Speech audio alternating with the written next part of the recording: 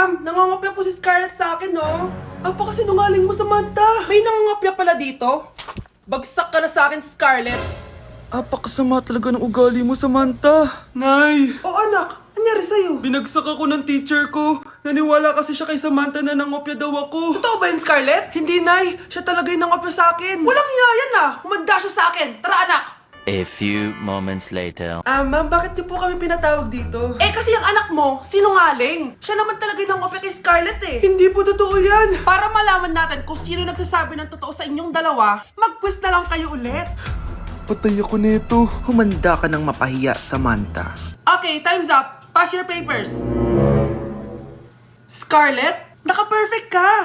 Yes! Talino talaga ng anak ko. Samantha, wala kang tamang sagot.